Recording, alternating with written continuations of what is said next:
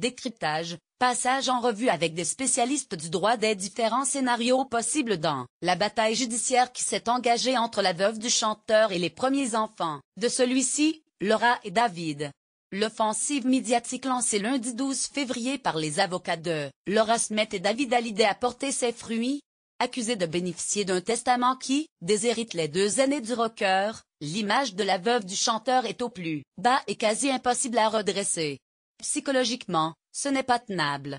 Lire aussi moins, j'ai choisi de me battre, découvrir la lettre de Laura Smet à son père Johnny Hallyday faire pression. C'est exactement l'objectif visé par les conseils des deux aînés du rocker. Ces derniers n'ont pas encore déposé d'assignation à l'encontre de Laetitia Hallyday. Une stratégie pour inciter leur belle-mère à négocier dans les plus brefs délais. Pour l'instant, la dernière épouse de Johnny se dit juste écœurée. La suite dépendra d'elle.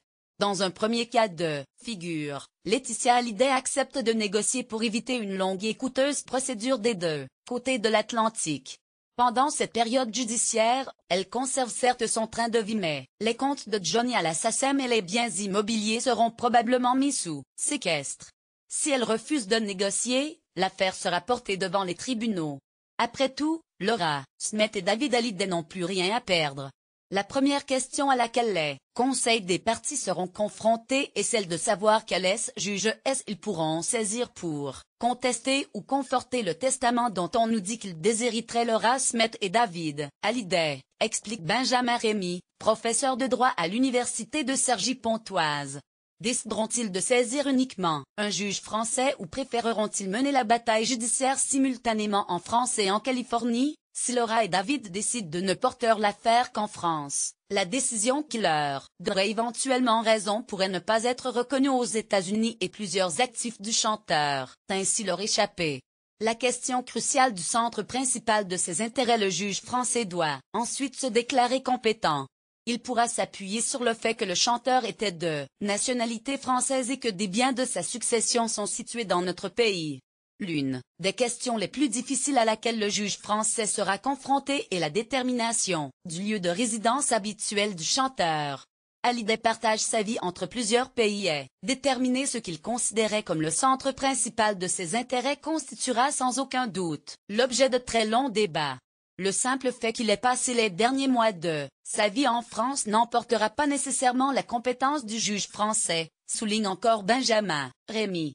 Et le professeur de droit de poursuivre, cette question de la résidence habituelle du chanteur est d'autant plus importante, qu'elle permet également de déterminer quelle sera, en principe, la loi applicable à la succession.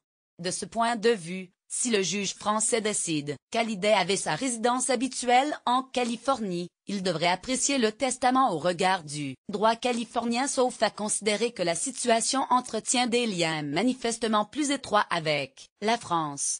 Or, la loi californienne admet qu'un parent ne laisse rien à ses enfants après sa mort, solution dont la Cour de cassation française nous a dit récemment qu'elle n'était pas choquante en soi, au point que le juge français puisse refuser de l'appliquer, à moins que les enfants ne soient dans une situation de grande précarité.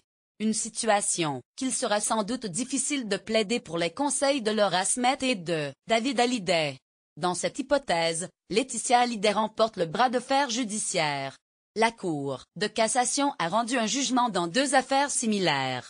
La plus haute juridiction française a tranché le 27 septembre dernier les conflits d'héritage du compositeur de films Maurice Jarre et de Michel Colombier, arrangeur de Serge Gainsbourg ou de Madonna.